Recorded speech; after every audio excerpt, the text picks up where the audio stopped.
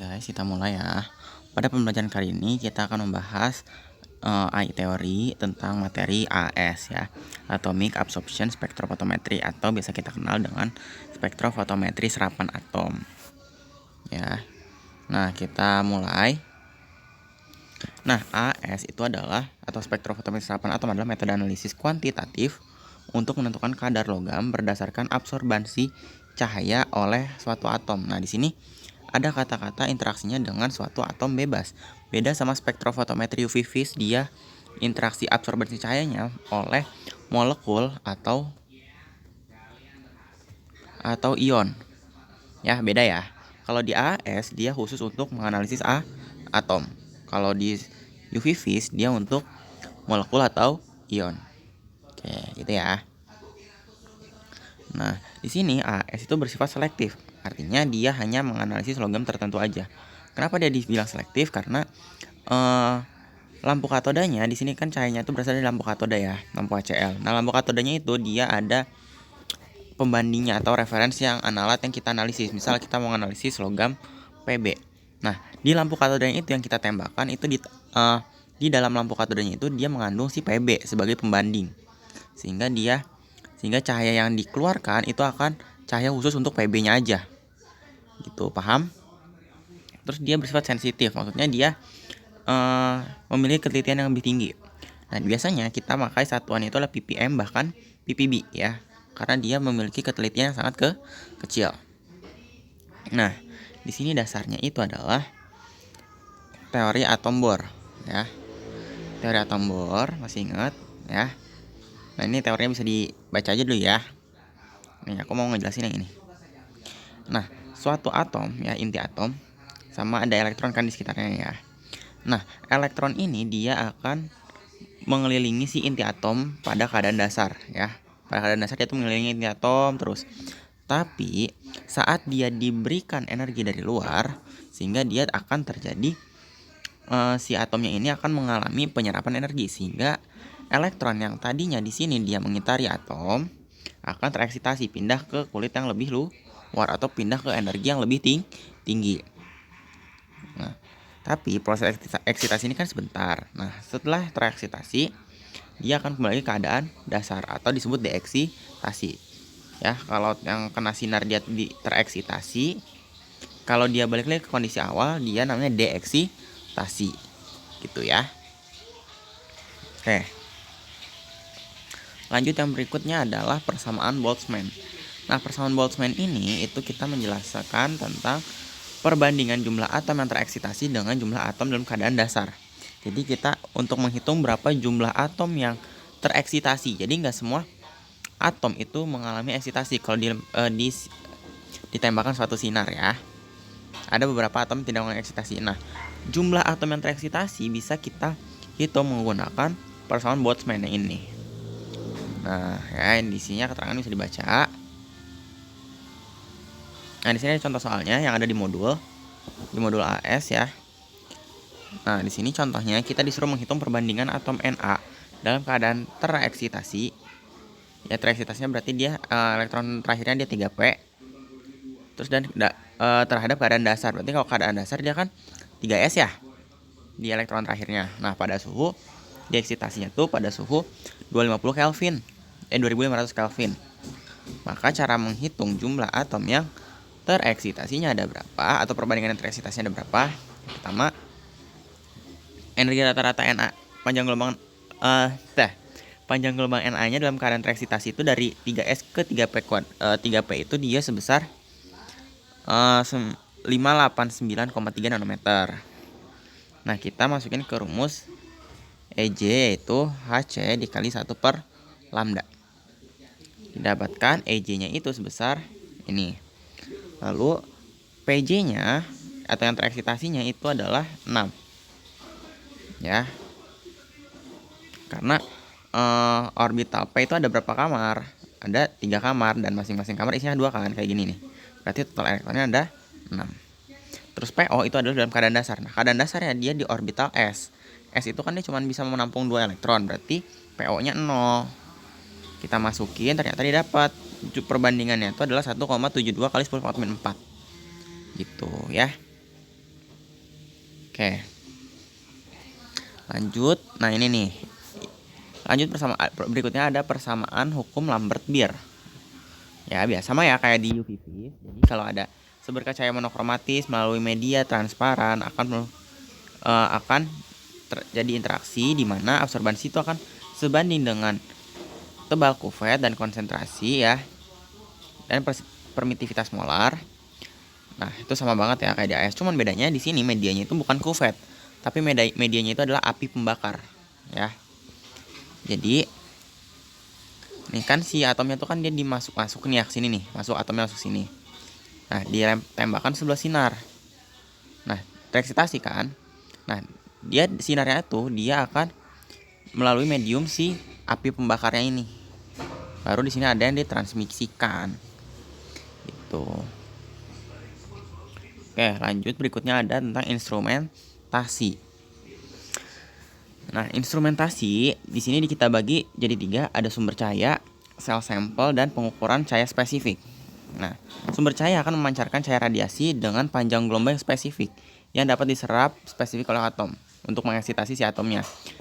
Udah aku bilang kenapa dia spesifik, karena si gelombang itu disesuaikan dengan logam yang ada di lampu katodanya, gitu ya. Jadi lampu katodanya misalkan ada logam Pb, ya udah dia memancarkan sinar sesuai dengan logam Pb-nya yang akan dianalisis. Jadi udah ada standarnya lah gitu di lampu katoda. Terus sel sampel mengubah sampel larutan menjadi atom gas. Ya jadi di api pembakar itu kan tadi sampelnya tuh api pembakar ya. Jadi dia tuh akan mengubah atom larutan menjadi atom gas dalam bentuk atom yang dapat menyerap cahaya secara spesifik. Jadi tempat mengatomisasinya si sampel di api pembakarnya itu. Terus pengukuran cahaya spesifik berfungsi untuk mengisolasi dan mengukur cahaya pada panjang gelombang tertentu. Nah, pas kita tembakan sinar, gak semua atom itu menyerap kan. Nah, jadi cuman atom-atom tertentu aja yang menyerap. Serta di sini kita kayak mengeliminasi gitu atom-atom yang kita analisis doang. Jadi yang gak kita analisis itu dia kan misalkan kita tembakan sinar gini ya. Nih. Nah, gini. Nah, yang kita analisis tuh harus ada di sini nih atom-atomnya.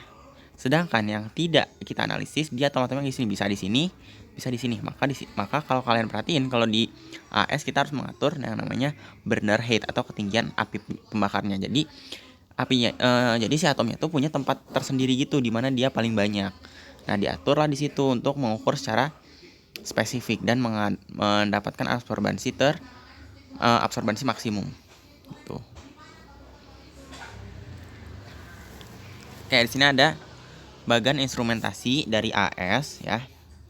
Nah, G di sini kita mulai dari sini ya. G di sini adalah wadah sampel atau bisa labu ya. Terus yang di sininya tuh adalah selang ya untuk menyedot larutan. Terus di sini adalah oksidan untuk mengoksidasi si atomnya ya. Mengoksidasi si larutannya. Yang E itu adalah untuk nebulizer atau pengkabutan atau mengubah larutan menjadi gas. Yang C di sini adalah spray chamber. Jadi dia itu akan mendorong si kabut tadi untuk masuk ke api pembakar.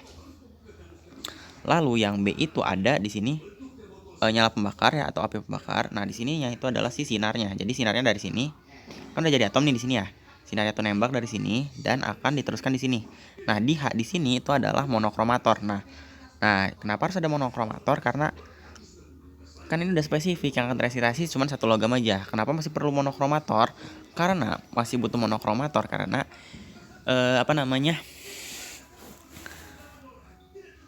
kita meminimalisir kemungkinan ada atom lain yang ikut tereksitasi juga. Jadi meminimalisir kesalahan-kesalahan lagi. Jadi kita perlukan monokromator. Terus yang I adalah detektor untuk membaca atau mengubah sinyalnya menjadi arus listrik. Terus yang J ada amplifier dan lalu dibaca berapa nilai absorbansinya. Gitu ya. Oke, langsung kita bahas ke bagian-bagian AS. Yang pertama ada sumber cahaya. Jadi cara analisis ini berdasarkan absorbansi atom yang sangat selektif karena garis spektrum absorbansi sangat sempit sekali. Ya, dan energi bisa dibaca ya. Nah, di sini sumber cahayanya itu ada 3. Yang pertama kita pakai lampu katoda atau HCl, di mana yang spesifik tadi ya, yang kata di dalamnya itu udah ada standar atom yang mau kita analisis. Terus bisa juga pakai lampu electrolysis discharge lamp atau EDL. Bisa juga kita menggunakan continuum resource, terus high pressure X xenon dan lainnya. Itu ya. Nah, di sini ada lampu katoda nih. Nah, lampu katoda itu dia terbuat dari kaca yang terdapat katoda dalamnya. Katoda logam, katodanya itu adalah berupa logam yang akan kita analisis. Ya, jadi kayak sebagai standar. Nah, di lampu katodanya itu juga terdapat anoda yang terbuat dari kobalt. Nah, lampunya itu diisi gas argon atau gas neon bertekanan rendah. Nah, mekanismenya gimana? Pertama gini.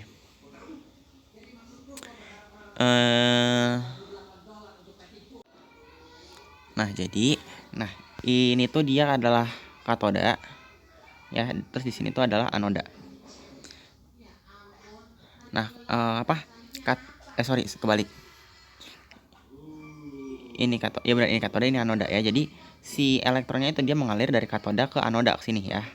Nah, dia di sini tuh ada ada ion neon misalkan ya. Ada ion neon nih di dalam lampu katodanya ini. Nah, ion neon ini dia akan menabrak si elektron yang di sini sehingga dia akan menjadi ion neon plus. Ya. Lalu ion neon plusnya ini lampu katodanya tuh tergantung unsurnya ya. Misalkan Pb, berarti akan menabrak Pb sehingga si neonnya akan bermuatan. Nah, neon bermuatannya ini dia akan terpantulkan ke sini ya. Ini kan ternyata ke sini ya, nabrak, pantulkan ke sini. Oke, setelah dipantulkan dia akan bermuatan. Nah, saat dia bermuatan ini kan dia tidak stabil, kan tereksitasi. Nah, dia balik lagi. Nah, balik laginya ini ke keadaan dasarnya itu menghasilkan si energi. Nah, energi yang ini yang akan dipancarkan untuk mengeksitasi atom logam dari sampel. Gitu, paham? Ulang ya. Jadi pertama elektron yang mengalir ke anoda ke katoda ditabrak oleh si neon. Tabrak neon, neonnya tereksitasi ya. Neon tereksitasi, terus pas neonnya tereksitasi dia balik ke keadaan dasar sambil melepaskan suatu energi. Energi yang dilepaskannya ini dia akan digunakan untuk mengeksitasi si sampelnya kita. Tuh, paham ya? Oke. Nah, bisa dibaca nih spesifiknya. Konsepnya gitu aja ya. Terus yang ketiga ada sistem atomisasi. Jadi sistem atomisasi itu adalah suatu sistem yang berfungsi untuk mengubah molekul menjadi atom bebas. Ya, karena kan yang kita analisis itu bukan dalam bentuk molekul kalau di AS, tapi bentuk atom bebas, sehingga terus ada proses pengatoman atau pengubahan menjadi atom. Terus ada monokromator, ya sama ya, mengubah cahaya monokromatis menjadi polikromatis. Nah, kan itu udah spesifik tuh ya cahayanya. Kenapa harus ada monokromator lagi? Jadi untuk meminimalisir kesalahan-kesalahan, kemungkinan ada atom yang ikut tereksitasi juga, sehingga panjang gelombangnya kita searahkan lagi. Jadi kita bukan kita searahkan lagi, maksudnya kita seleksi lagi sehingga cuma saja jadi satu panjang gelombang lalu dibaca di detektor.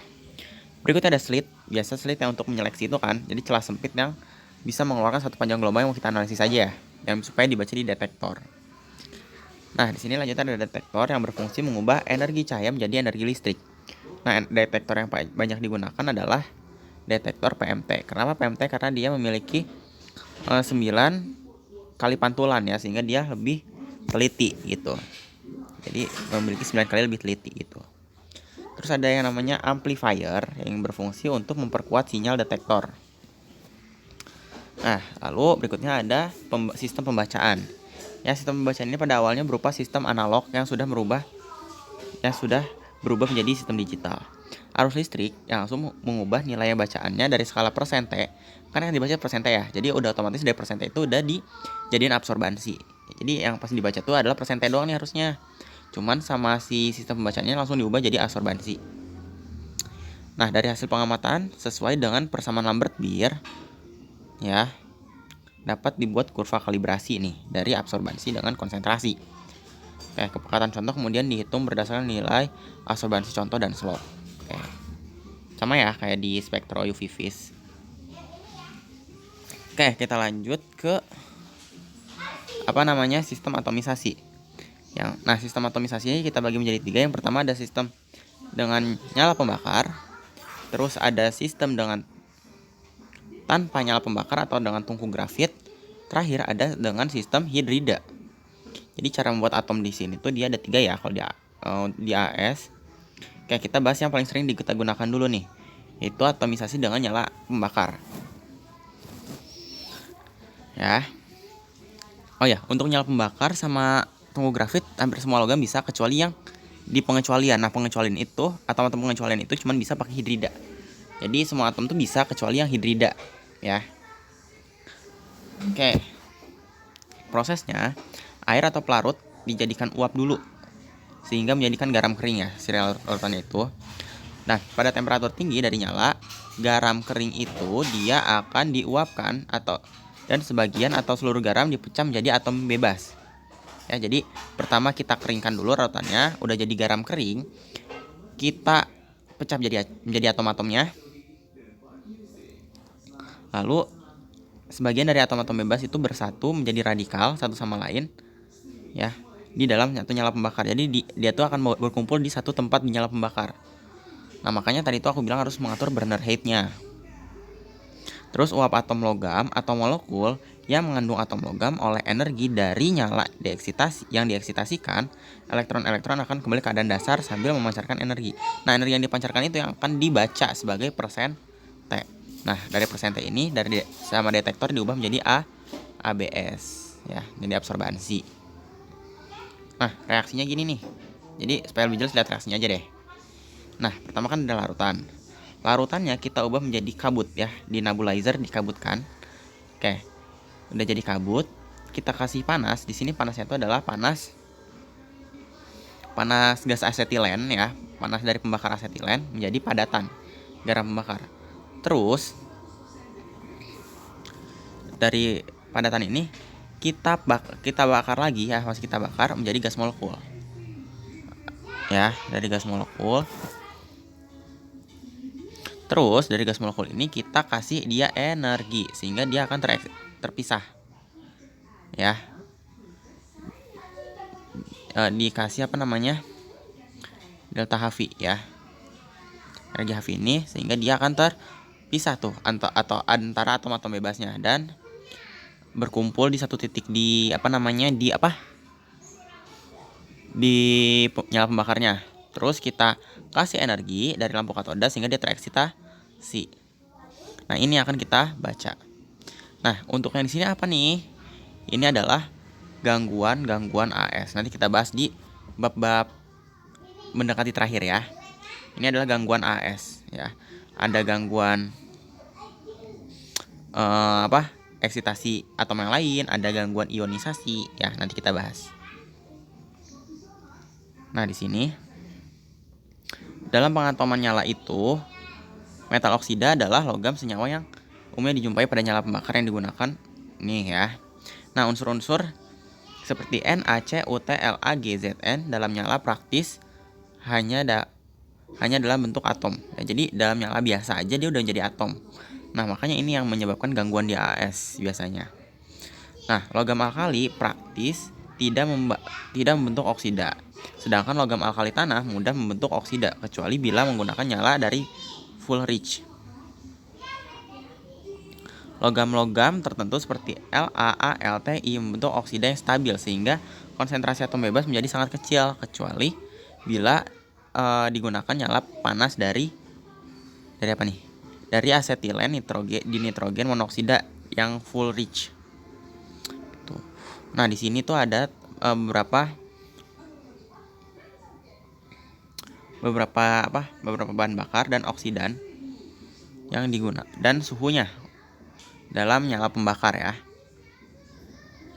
Ada beberapa nyala api dalam pembakar. Nah, di sini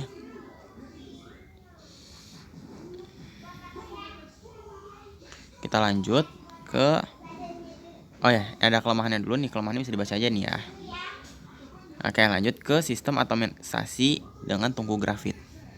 Nah, kapan kita pakai atomisasi nyala atau kapan kita pakai tungku grafit? Nah, kita pakai nyala tuh bisa pakai apa aja kecuali yang hidrida tadi ya. Terus kapan kita pakai tungku grafit? Kita pakai tungku grafit jika si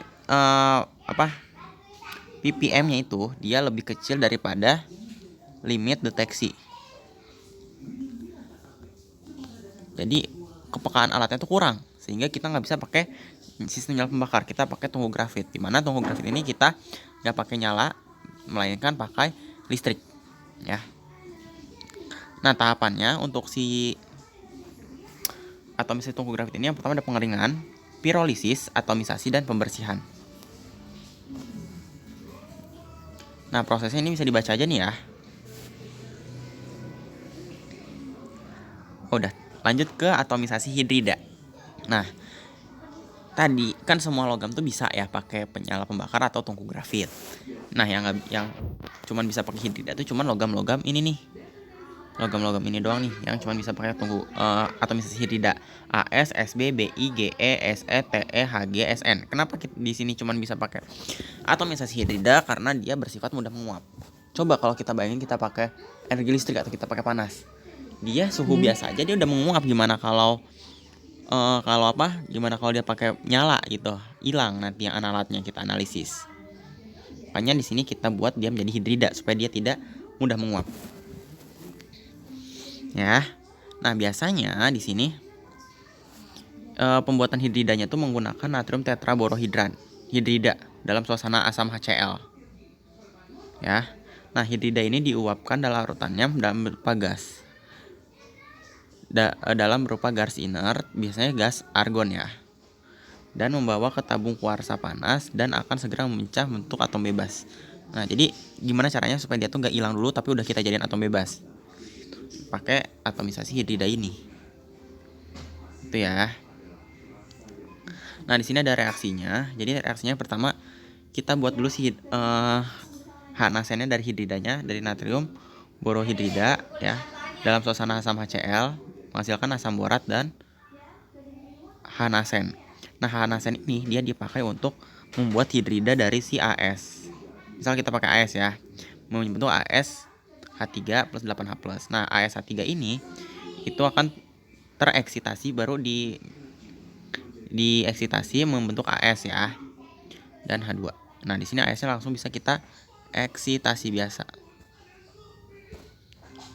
Nah, kalau si HG, kalau HG ini dia HG-nya kita tambahkan H-nasen aja udah menjadi atom H bebas. Berarti di sini udah bisa langsung dieksitasi. Ya. Nah, terus kalau kita menggunakan SnCl2 ya, bisa juga nih. Jadi kita nggak pakai natrium borohidrat nih kalau buat yang si HG. Boleh pakai SnCl2, dia langsung bentuk Hg+ juga, langsung dieksitasi gitu. Ya.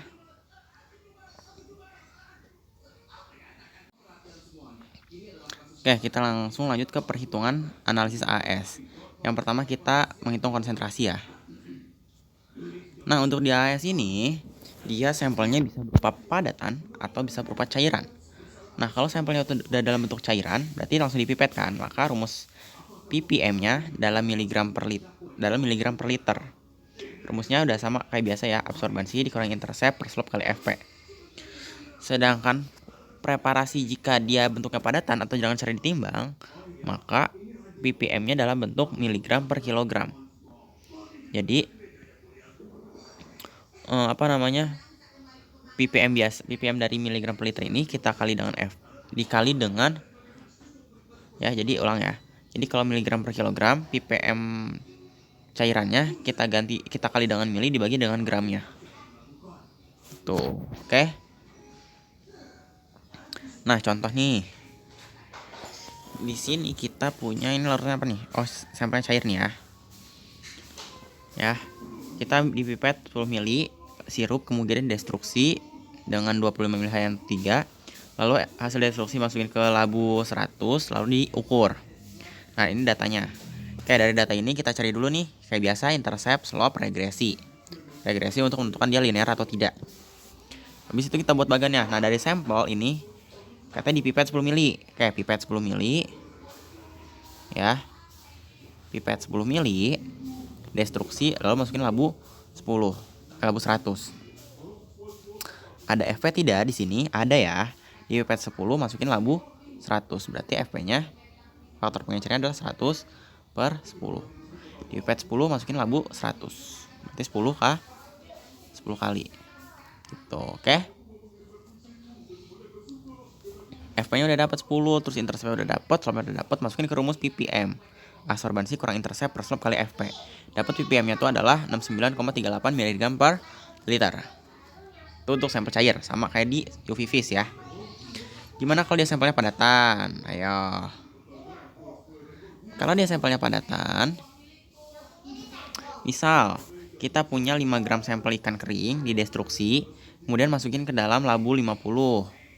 Disaring terus dipipet 10 ml, masukin labu 10 dan ditetapkan dengan CO. Ini datanya. Oke. Sampel kita bikin bagannya ya. Sampelnya kita timbang 5,001 gram, destruksi, masukin labu 50, dipipet 10, masuk labu 10, lalu diukur. Berarti FP-nya yang mana? FP-nya itu adalah dari yang sini nih. Dari sini prosesnya. Ingat FP itu dipipet baru ke labu. Itu dia FP. Berarti labunya kita pakai labu 100 untuk mengencerkannya, terus dipipet dari 10. FP-nya adalah 10 kali. Ya. FP-nya sebanyak 10 kali. Oke, terus kita cari seperti biasa intercept, slope sama regresinya. Udah dapet. Nah, masukin nih ABS udah ada nih dari sini ya. Oh iya, ABS jangan lupa dikurangi dulu dengan belangko koreksi. Belangko destruksi. Tapi untuk memasukkan ke dalam kalku cuman absorbansi biasa aja ya. Khusus buat sampel, jangan lupa dikurangi belangko destruksi. Oke. Terus absorbansi kurang interceptnya ini, slope-nya ini dikali mili. Milinya yang mana? Milinya itu adalah labu untuk melarutkan. Jadi labu dari ini dilarutkan di mana? Di sini kan. Jadi labu pertama dari sampel. Dibagi gram yang kita timbang, didapat ppm-nya itu adalah, oh ya, FP-nya 10 tadi ya, 26,20 mg per kilogram. Gitu ya. Nah, itu untuk penghitungan kadar. Nah, gimana caranya kita kalau mencari berapa yang harus kita pipet sampel yang berapa banyak? Oke. Nah, berarti pertama tuh kita mencari faktor pengencer dulu ya. Ya udah. Nah, misal kita punya sampel 250 ml, dipipet 10 ml, masuk terus didestruksi, lalu dimasukkan ke labu 50. Bikin bagannya. Sampel 250 ml, dipipet 10, masukin labu 50. Ingat, pengenceran itu dari pipet masuk ke labu, ya. Nah, di sini pipetnya berapa? 10, labunya 50, maka FP-nya adalah 50 per 10, labu per pipet, sama dengan 5 kali. Nah, itu kalau pengenceran biasa. Gimana kalau pengenceran bertingkat? Contoh. Di sini katanya sampel 50 ml. Dalam kemasan 50 ml dipipet 10 ml. Terus dimasukkan ke labu 250 ml. Nah, dari labu 250 ml ini kita pipet lagi 5 ml. Kita pipet lagi 10 ya, bukan 5 ya, sorry. Kita pipet lagi 10, masukin labu 50.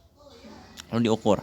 Nah, ingat ya, aku ingetin lagi, pipet pengenceran itu pipet ke labu ya.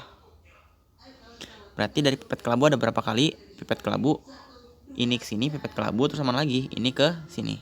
Nah, pipet ke labu dari sini ke sini berarti FP-nya berapa? 25 per 10, 25 kali. FP dari sini ke sini, FP-nya berapa? 5 kali ya. Berarti FP totalnya adalah tinggal kita kali ini kali ke sini. Dapat dapat berapa? Ini salah ya. Dapat 125 kali pengenceran. Ya. Tuh, oke.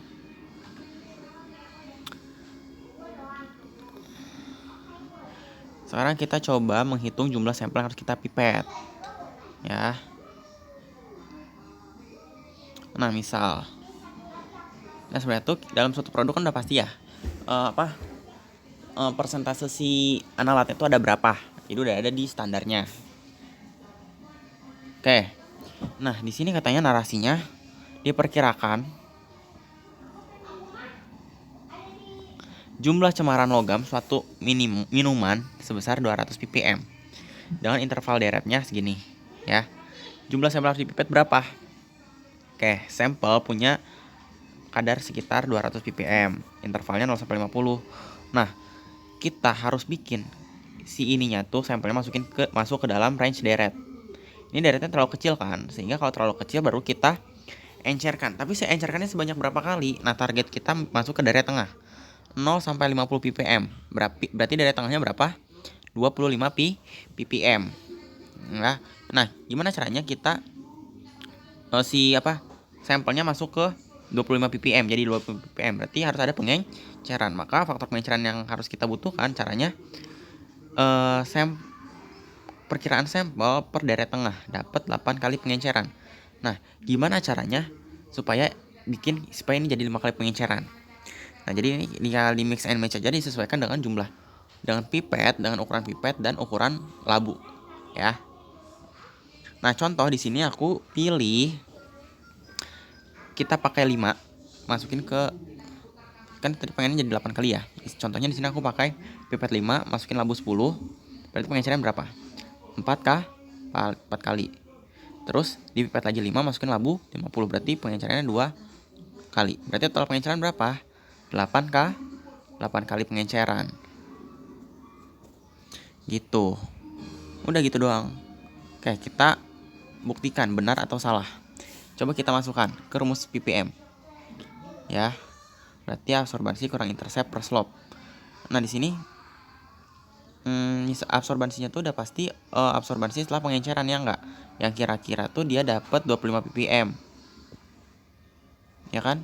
Ininya yang kita encerkan tadi kita buat 25 ppm sesuai perkiraan kan ya. Dikali tadi pengenceran kita dapat berapa total? 8 kali. Jadi absorbansi kita dapat 200 ppm. Sama enggak kayak yang perkiraan di awal? Sama. Berarti udah valid. Itu kalau dia sampelnya cair. Oke. Kalau sampelnya padatan gimana? Oke, contoh jumlah jadi berapa sampel harus ditimbang ya kalau sampelnya padatan, sama berapa yang harus dipipet juga. Nah, di perkiraan jumlah semaran logam suatu mie instan sebanyak 25 ppm. Nah, range deretnya itu ada antara 0,02 sampai 0,2. Tentukan sampel yang harus ditimbang. Oke, sama kayak tadi, tulis dulu sampelnya tuh 25 ppm, intervalnya 0,02 sampai 0,2. Berarti deret tengahnya adalah 0,1. Ya. Oke, langsung kita masukin aja ke rumus ppm kalau yang padatan. Oke, ppm padatan ya. Oke, ppm-nya 25 yang ada di sampel. Terus absorbansinya kita mau bikin jadi berapa? Jadi 0,1 ppm masukin. Kali milihnya kita belum tahu, gramnya kita belum tahu, dan FP-nya berapa? Kayak dari 25 mili supaya di 0,01. Berarti enggak gitu. Berarti pengencerannya juga kita ramalkan sendiri. Berarti di sini PR kita adalah mencari mili, gram, sama FP ya, enggak yang kita ramalkan. Yang bebas boleh sesuai kemauan kita. Ya, gitu. Nah, di sini milinya ini yang kita ganti-ganti. Nah, di sini gimana caranya 0,1 ini jadi 25. Berarti di sini aku pakai labunya itu labu 50, gram yang ditimbangnya 4, dan FP-nya 20 kali. Maka dia akan dapat ppm-nya 25 kali. Coba kita masukin. Nah, dapat 25 kali nih. Berarti bagannya jadi gimana? Bagannya jadi 4 gram, masukin labu 50, pipet 5, labu 10. Nah, pengencerannya dari sini nih. Kan pengencerannya 20 ya. Berarti di sini aku pakai pipet 5, masukin ke LU 100. Dapat FP-nya 20. Gitu. Untuk perhitungan kadar-kadar ini ada yang mau ditanyakan dulu? Kalau ada, seperti biasa di komentar ya. Oke.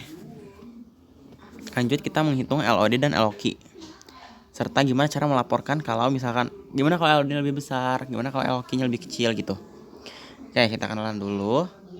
LOD itu adalah limit of detection atau batas terkecil alat untuk mengukur suatu analit.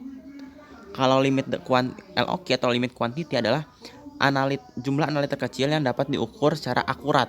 Kalau ini dapat diukur doang, tapi nggak akurat nih. Yang LOD ini udah belum akurat, cuman dia batas terkecilnya. Kalau LOQ itu batas terkecil tapi masih paling akurat gitu. Ya, di sini rumusnya LOD itu adalah 3 kali SD per slope. SD ini adalah standar deviasi. Ada di kalku. Nanti tutorial pakainya aku taruh di deskripsi ya. Terus kalau LOQ itu rumusnya adalah 10 dikali SD per slope. Itu ya. Contoh. Oke, produk kemasan merek A dan merek B akan dianalisis kadar PB-nya dan diukur sebagai berikut. Nah, di sini ada data pengukuran sampelnya untuk sampel A dan sampel B. Oke. Seperti biasa dicari R kuadrat, intercept sama slope-nya. Lalu kita cari kadarnya, didapat kadarnya tuh segini. Sampel A itu kadar PB-nya 0,1416 mg per liter. Sedangkan sampel B, karena dia minuman kemasan ya, jadi sampelnya bentuknya cairan. Kalau sampel B dia 1,4143 mg per liter. Nah, kita bingung nih gimana cara melaporkannya, tapi kita cari tahu dulu berapa LOQ-nya dan LOD-nya. Ya. Nah, nanti itu disediakan juga tabel pengukuran limit deteksi. Ya. Nah, jadi pengukuran limit deteksi ini adalah kita buat larutan 10 kali diencerkan dari yang konsentrasi terendah. Di sini konsentrasi terendahnya adalah 1 ppm. Kita encerkan 10 kali.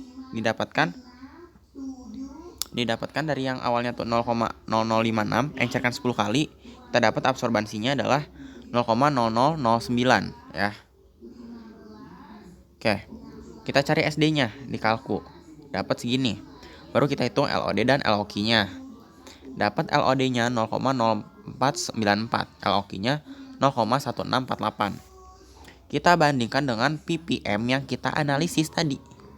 Untuk sampel A, tadi kan kita dapat ppm-nya 0,1416, LOQ-nya 0,1648. Lebih besar atau lebih kecil daripada konsentrasinya lebih kecil ya.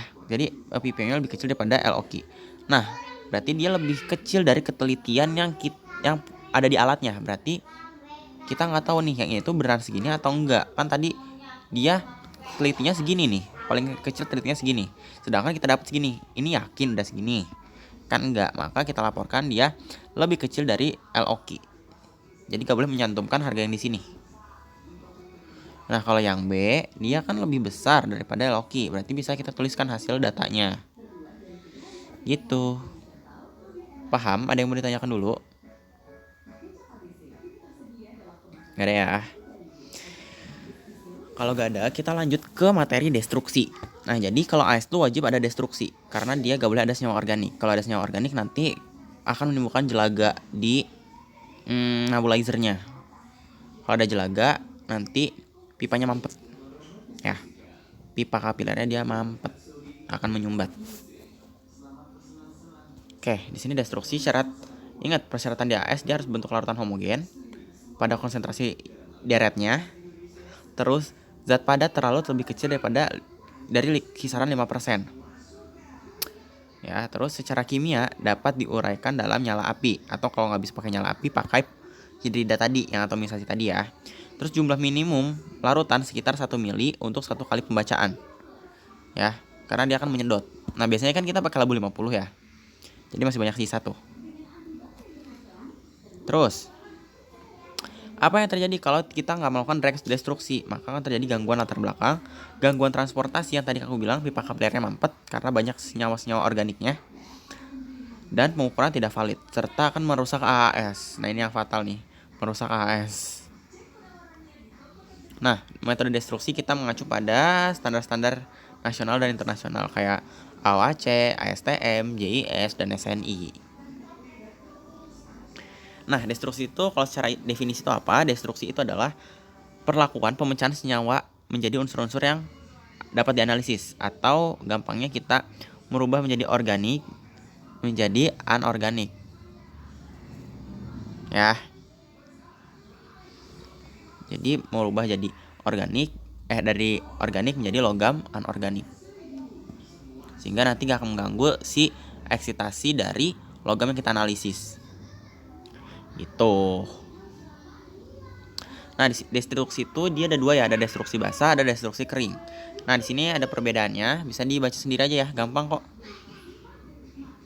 Kita bahas destruksi kering. Destruksi kering merupakan perombakan zat organik dalam sampel menjadi logam anorganik dengan cara pengabuan. Nanti abunya itu disaring, dipipet, baru diukur. Disaring, masukin labu, diencerkan, himpitkan, baru diukur. Nah, di sini prinsipnya adalah mengoksidasi pada suhu tinggi di atas 550 derajat Celcius dengan oksigen murni atau dengan udara sebagai oksidatornya. Jadi oksidatornya berupa oksigen dan nyala api. Nah, prosesnya yang pertama kita uapkan airnya dulu pada suhu 100 derajat. Lalu kita uapkan zat-zat yang mudah menguap. Lainnya pada suhu 150 sampai 300 atau lebih. Lalu sisanya tadi residunya kita hilangkan senyawa organiknya yang sukar menguap tadi pada suhu 550 derajat Celcius. Sehingga terjadi senyawa perubahan yang organik menjadi anorganik. Nah, tapi untuk destruksi kering ini dia banyak permasalahan. Yang pertama adalah volatilizer loss atau sebagian unsur yang mudah menguap seperti Hg, As, Sb, Zn, dan Cd itu dia akan hilang saat dia dioksidasi. Jadi anolatnya hilang. Gitu. Jadi ya gak boleh. Atau volatile loss. Jadi hilang saat dia menguap. Terus yang kedua ada pembentukan aliasi. Di sini sebagian besar unsur yang membentuk senyawa dengan porselen atau platina dengan wadahnya itu ketika proses oksidasi tinggi, misalkan Cu, Fe, dia akan nempel atau akan membentuk senyawa baru dengan PT, sehingga nanti anoletnya akan berkurang. Gak boleh ya. Terus yang terakhir ada retention loss, yaitu sebagian besar unsur-unsur yang membentuk residu atau endapan sukar dilarutkan, misalkan PbSO4, BSO4, maka unsur tersebut tidak dapat dianalisis. Jadi udah nih jadi abu nih, aman jaya nih, lancar jaya. Tapi pas kita larutin dia nggak mau larut. Gimana? Gak bisa ya. Gitu. Terus berikutnya ada destruksi basah. Nah, ini yang kita gunakan ya di lab AI. Nah, di sini perombakan sampelnya itu kita menggunakan asam kuat, baik berupa asamnya itu tunggal atau campuran. Ya, sebagai zat oksidatornya. Nah, di sini kelebihannya dia menggunakan suhu rendah. Kalau tadi 550, di sini cukup 100 sampai 200 derajat Celcius saja. Karena dia ada penambahan senyawa kimia sebagai oksidatornya. Nah, pelarut yang digunakan di sini ada HCl, HNO3, HCl4, H2SO4, H2O2, dan aqua regia. Nah, kapan kita menggunakan HCl, kapan kita menggunakan HNO3, kapan menggunakan H2SO4? Di sini syaratnya, kalau HCl itu untuk sampel berupa batuan, HNO3 kalau berupa mineral, HCl4 jika matriks organiknya banyak. Nah, kalau H2SO4 dan H2O2 jika dia senyawa organik dalam sampelnya itu sedikit. Terus kalau dia aqua regia itu untuk melarutkan logam mulia seperti PT dan AU. Untuk menganalisis PT dan AU. Nah, pelarut tersebut tuh dari bilang ya tadi bisa digunakan secara tunggal atau dicampur-campurkan. Nah, kalau waktu Pb sama Cu, destruksinya pakai apa? HNO3, HCl, HNO3 dan H2O2 ya kan, campuran.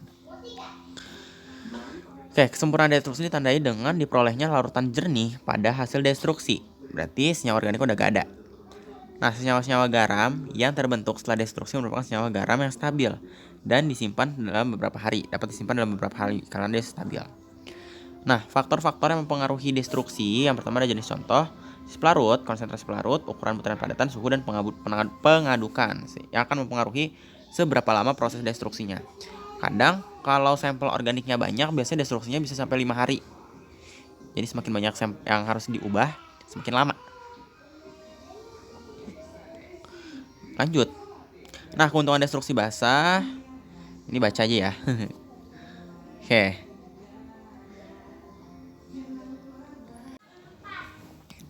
Oke, kita lanjut materi yang terakhir yaitu tentang gangguan pada AS. Oke, gangguan pada AS itu dibagi dua, ada gangguan spektra sama gangguan apa nih? Gangguan non spektra ya. Kita bahas gangguan spektra dulu. Yang pertama gangguan spektra itu ada yang namanya gangguan latar belakang, terus sama gangguan gelombang. Jadi gangguan spektra ini gangguan yang berasal dari si alatnya. Nah, kenapa bisa disebut gangguan? Karena dia akan menaikkan nilai absorbansi. Ya, jadi penghamburan partikel pada saat termisasi atau absorbansi molekul, nah diatasi dengan lampu D2, deuterium. Nah, di sini diingetin lagi ya di bagian instrumentasi sama di reaksinya. Nah, di sini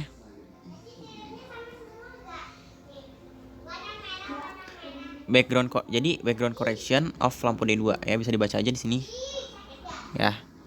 Intinya jadi di lampu katodanya ini ya, dia udah kurang sensitif, di mana kan tadi aku jelasin tadi ya, dia kan membutuhkan itu mengeluarkan energi, dia harus nabrakin dulu dengan si gas inertnya. Nah, lama-kelamaan gasnya itu akan katoda standarnya tuh dia akan hilang. Nah, kalau katodanya hilang habis, sehingga dia akan terjadi penurunan ketelitian, sehingga harus perlu diganti ya. Gitu.